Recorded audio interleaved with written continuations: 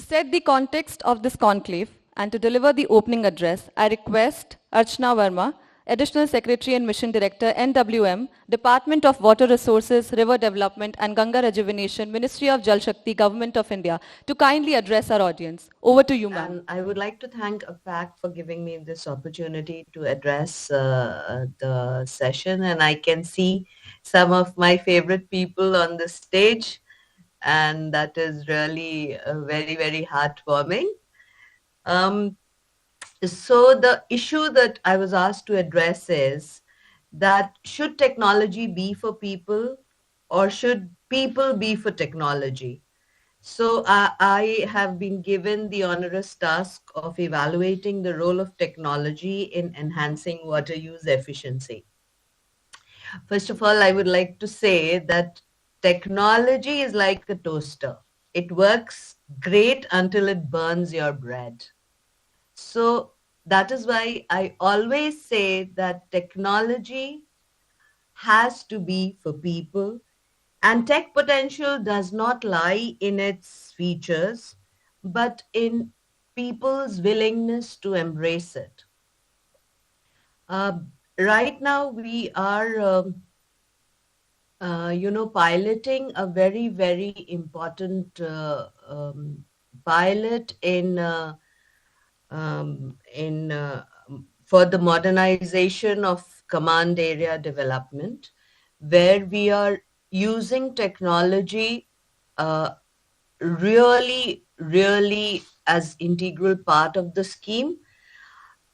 And the scheme has a strong structural and non-structural component.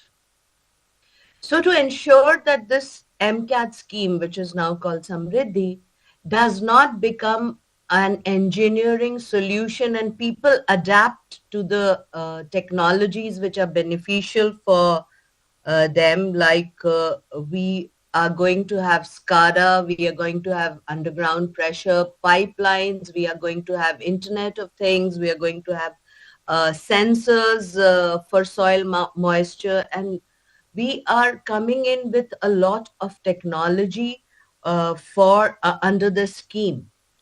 But what we are doing is we are also emphasizing on the non-engineering part of the program, where we are going to develop the water user societies, so that they are willing to adopt all these innovations that are going to come in this scheme, which is going to give the same service which urban areas get for the rural area but the main aim of the scheme is to empower the water user societies, to empower the people, to help them embrace the technology. Suppose we launch the scheme, we just, lay the underground pipelines and put the SCADA system and put precision agriculture. We have micro and, micro irrigation like drip and sprinklers.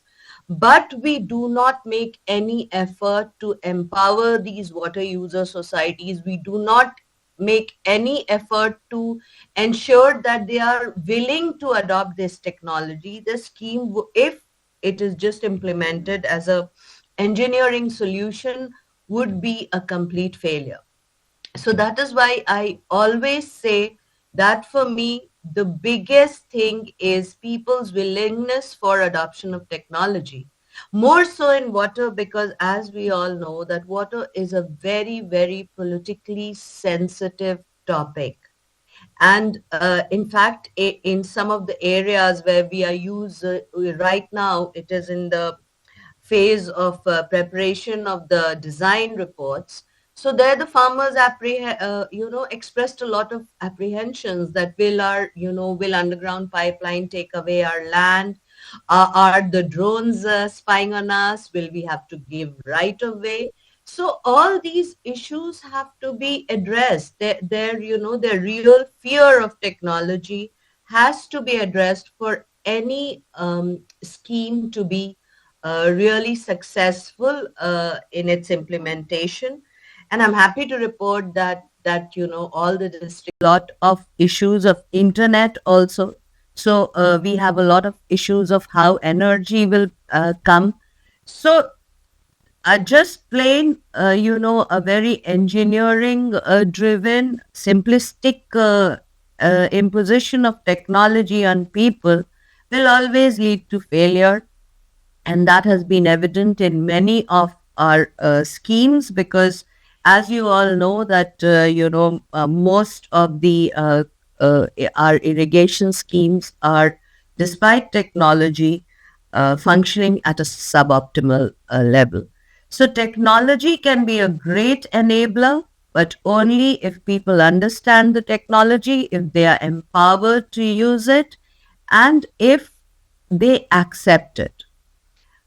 Similarly, in the industrial sector, what we are trying to do through the Bureau of Water Use Efficiency, which is a non-statutory body that has been constituted in October 2022, and I think Ashok sir began the note, which I took it forward, and we finally were able to constitute it, but it doesn't have any statutory powers yet. There also, we are the main focus of the Bureau of Water Use Efficiency is to promote water use efficiency across all the sectors like agriculture, industrial, and domestic. But what happens if we say, okay, now, we will go in for at least 70% functioning of all the canal irrigations which are functioning, if we develop protocol and just trust it on people? Do you think it will be acceptable? It will completely be rejected by the people. There will be a huge uproar. So, what the BWE is trying to do is, be it industry, be it domestic, be it agriculture, it's trying to encourage voluntary adoption of technology. Because, I remember when I was asked to get on WhatsApp, I was very scared. I said, why should I be on WhatsApp? And today, all my work gets done through WhatsApp. So, but initially I really resisted, because we were going for a course abroad and there was to be a group of WhatsApp members, a WhatsApp members group to be formed in 2010. And I was very, very resistant. So technology adoption should not be a forced process. It should be a slow process. And it should always be people centric. Like in the industry also, we are engaging with the industrial associations, because there's a lot of wastage of water, and there's a lot of gray water, there's a lot of effluent discharge. So we are engaging with them and encouraging them to adopt voluntary uh, uh, voluntary methods for improving water use efficiency in the industrial sector and also in the domestic sector, like, smart metering and low flow fixtures. At the same time, we are also encouraging and collaborating with the Bureau of Indian Standards, that that there are some benchmarks which are doable, which are which should be there, without which the technology would really, really be suboptimum, and to protect the consumers. We are also collaborating with the Bureau of Indian Standards to develop standards for industrial, agriculture, and domestic water use. And that is why yeah, my focus has always been that we need technology in agriculture, in water, uh, for the people, but it should be for the people and not something which is, like thrust upon the people just because it's fancy and it is, uh, you know, uh, it's very innovative.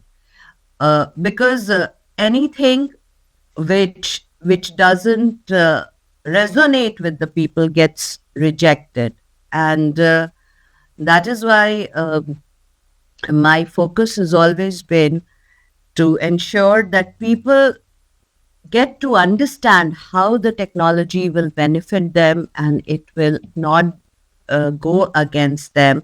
It will boost productivity. It will in fact be cost effective, and in the long run it will enrich people. But yes, technology is a great enabler, and in the water sector we are going in a big way for leveraging technology. I'm also happy to report that we are restructuring our research and development division under the National Water Mission, and we are going in the restructure R&D division. We are going in a big way to encourage startups, to encourage MSMEs to come up with technologies that can really help, because in this day and age, nothing can happen without technological enablement, and water should not be left behind. But at the same time, since water is sensitive, since we are used to free flow of water in whatever way, we have to go slow with technology, and people have to be right at the forefront uh, when even if a new technology is being implemented. So that is all I want to say. Thank you. Thanks a lot, ma'am. Very important point that on one hand, where technology does need to be integrated when it comes to efficient water resource management, all the solutions that are being developed need to resonate to the need of the community, because we cannot leave community behind when it comes to water especially. So thank you for those words, ma'am.